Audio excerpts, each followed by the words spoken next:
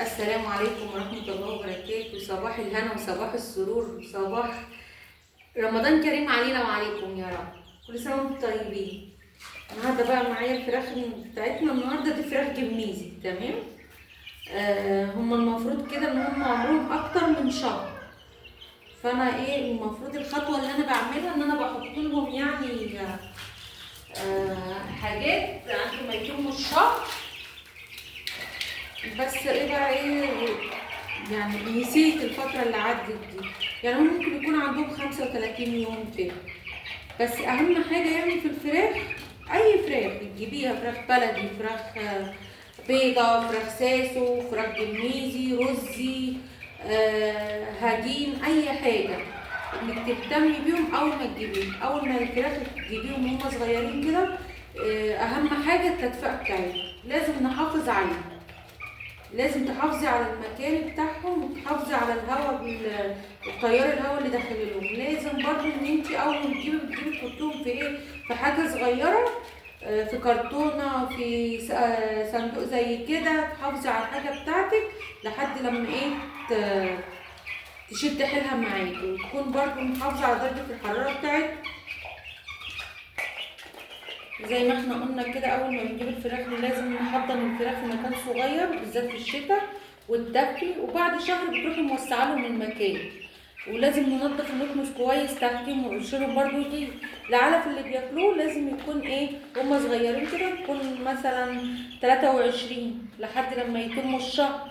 بعد كده لو عايزه تغيري لهم من الاول قبل ما تغيري العلف بتاعهم، اديهم رافع مناعه او اديهم مضاد سموم، تمام. وبرده يعني دي حاجه حلوه ليهم ان انت مثلا تحطوا مضاد سموم وتغيروا نوع العلف ل 21 او كده، او من العلف الناعم للعلف التخين. ده حلو برضو ان انتوا تحطوا لهم مضاد سموم. ممكن نستعمل في مضاد السموم لو مش عايز تشتري حاجه من الصيدليه.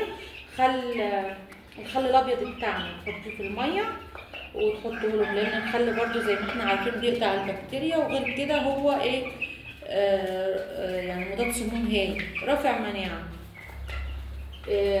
عايزه برضو تشتري من الصيدليه حلوه قوي. مش عايزه حطي برتقان حلو، حطي شمر حلو خالص.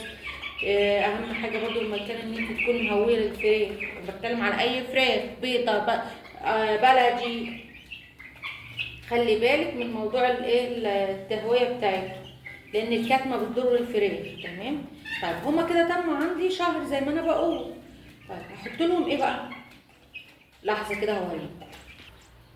هحط لهم فلاجيل من بتاع الواد ادم عندي.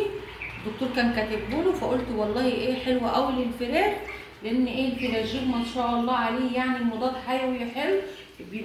مضاد حيوي حلو ان هو بيقضي على الفطريات، وبيقضي على العدوى البكتيريه والطفيليه والديدان، وحلو قوي للاسهال وبيوقف الاسهال عند الفراخ، فاهميني؟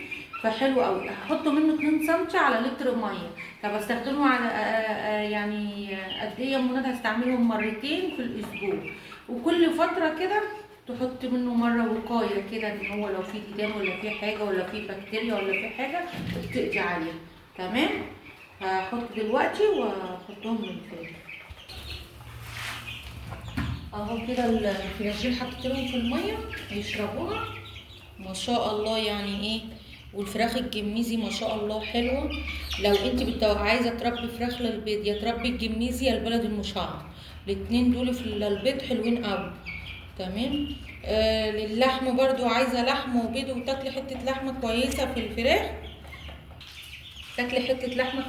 الفراخ، يبقى عندك الفراخ الفيومي والرز، تمام. دي برضو حته بتشيل اوزان في اللحم، والجميزي برضو بيشيل وزن، بس الفيومي حلوه في اللحم، ماشي.